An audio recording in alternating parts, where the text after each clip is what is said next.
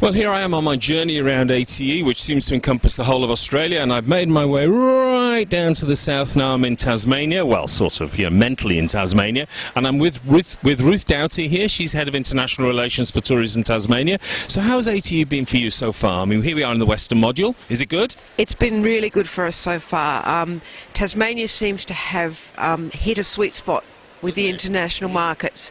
We've got a lot of attention. We were quite blown away when preferencing closed to find that Tourism Tasmania's appointment schedule was completely full, and they'd actually expanded our Western schedule because there was so much demand.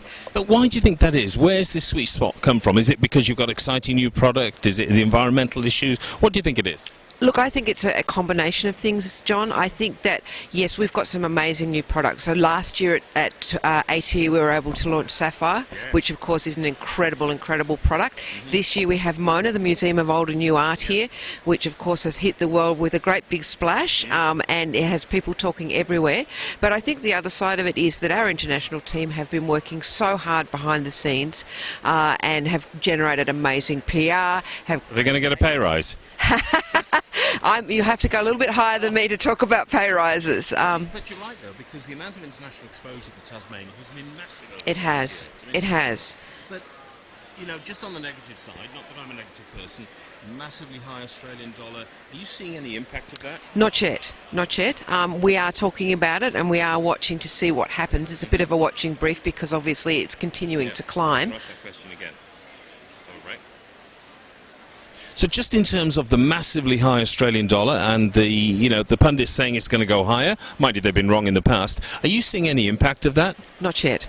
We just had our December figures come out, and our international arrivals are up about 2%. So I think it's a little bit of a watching brief to see what happens. There will be a point where it starts to impact, I would imagine, but so far, no, I don't see that it's really started to hit us yet. So tourism to Tasmania in the last few months, for example, where some parts of Australia have really suffered, tropical North Queensland and so on, what's that been like? Look, tourism to Tasmania, as I said, we were up in the December quarter over last year, which is really good. We obviously feel for what our colleagues in other places have been going through. And obviously for Australian tourism, domestic tourism, the strong dollar is sending people offshore. So international, I think, is probably where the opportunities are moving forward. Let's get back to that exciting product. Now, tell me more about Mona, is it? Mona, Museum of Old and New Art, built by a Tasmanian fellow by the name of David Walsh. It's the largest private museum in the Southern Hemisphere. He spent about $75 million of his own money on the building. The building is a story in and of itself, but then he has in excess of $100 million worth of his own private art collection inside this building. And art lovers from around the world have been flocking. So it opened on the 21st of January, and in their first 60 days they had 100,000 people through the doors. That's a lot. That's pretty incredible. They were hoping that maybe they'd get a couple of 100,000 people a year, but they, as I said, 100,000 people in 60 days. So. And you can also stay there, is that right? That's correct. They have pavilions on site, only a small number. I think they have about 8 pavilions, and they're running at about 90 to 95% occupancy on those pavilions. Excellent. So for people watching this and saying, okay, well, what is there to do in Tasmania? We think we know it, because lots of traditional products. What would you say to them? Okay, so you've got Mona, pavilions. What else would you say that they should encourage people to come and see in Tasmania? And why should they travel to Tasmania?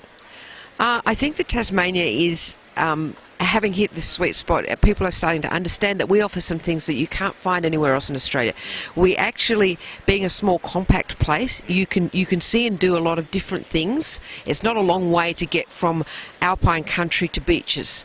It's not a long way to get from temperate rainforests. No tropical in Tasmania, but that's okay. Temperate rainforests to something completely different, like a very cosmopolitan little city like Hobart. So there's a really wide variety of things. We have wonderful walking, we have amazing food and wine, and I don't know if you were around for happy hour last night, but we're a lot of buyers. No comment. So we have incredible food and wine.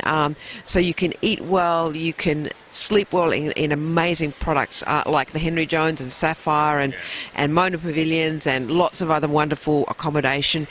You can walk in the most amazing places on earth. You can see wildlife you can't see anywhere else in the world in the wild, such as our beloved Tassie Devil. So the variety is quite incredible for such a compact place. Do you know, that's amazing. You're one of the most passionate people about a destination I've spoken to all this week. I mean, when I just said to you then what people, you sort of released a switch, but looking at me, you're absolutely passionate and committed to this product, aren't you? I love it. I love it. I'm one of those people. I think islanders are a little bit different to people that come from big countries. When I was young, went away and travelled the world as young people do. But I came home and I was like, I'm so lucky to be in a place like this and to be promoting a place like this. Well, and also I think visitors are lucky to be able to go to Tasmania. Have a great ATE, and I hope it's very successful for you, and hope you get masses of more visitors to Tasmania as a result. Thank you, John.